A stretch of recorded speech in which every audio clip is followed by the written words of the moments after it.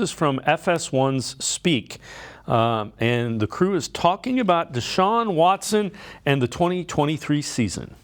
His old self led the league in passing touchdowns before. His old self has been to the playoffs, but his old self ain't won that many playoff games. Joy, what would constitute a successful season for Deshaun Watson? Anything less than a Super Bowl appearance is a failure for Deshaun Watson. Y'all fan her? She hot right now. Yeah, I fan her. It's about to get hot. It's about to get hot.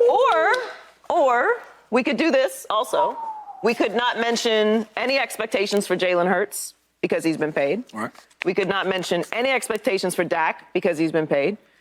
No expectations for Lamar Jackson because he's been paid. It's cool.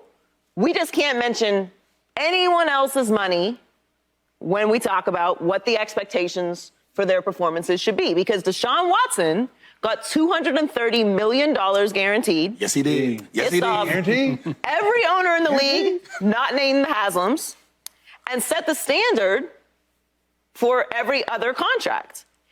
And if he doesn't do well, all the other owners will use his contract and his situation as an example of why they're not going to give their franchise quarterback $230 million guaranteed. So if it's not make it to the Super Bowl, why else did you give him $230 million guaranteed? Now, to be clear, I don't think they're anywhere near the Super Bowl. I don't think they're near the AFC Championship game. I don't think the Browns are going to win their division. Let's welcome in Jeff Lloyd from the Locked On Browns podcast. Jeff, I disagree with the last part of that, but I guess you pay a guy $230 million and you trade all that you traded because ultimately you think he can get you to the Super Bowl. And, you know, the thing that was key probably, and from what maybe she could have said, should have said, was does she think Deshaun Watson is a quarterback that is able to be on parallel to take his team to the Super Bowl? Obviously, the Cleveland Browns feel that. That is what they truly think. And, you know, last year, you can't even base anything on the Cleveland Browns on Deshaun Watson from last season, with only, 6 games coming at the end of the season. So you look at it this year and you go new and anew. And the key thing is, how much have they, and we've talked about this before, Dave, how much have they invested in their investment?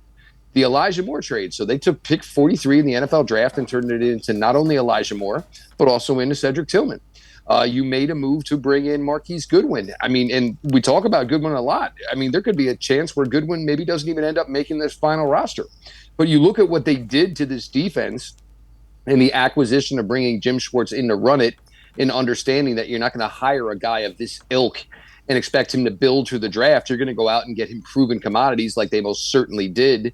Look, people are always going to talk about Deshaun Watson's money, and we know why people are going to talk about Deshaun Watson's money, and it's probably fair to talk about Deshaun Watson's money. But the most difficult thing about covering a player like Deshaun Watson is I think he's everything you would hope for in your franchise quarterback, other than the fact that, there is an off-field, black cloud around him that's never going to go away. And, any of these stories, even if he, finds a way to be clean for the rest of his career, it's always going to be brought up. And, look, he's a lightning rod, and he was a lightning rod that several owners were certainly in line to hand a large amount of money to, not just the Haslams. He's the one they agreed to their money.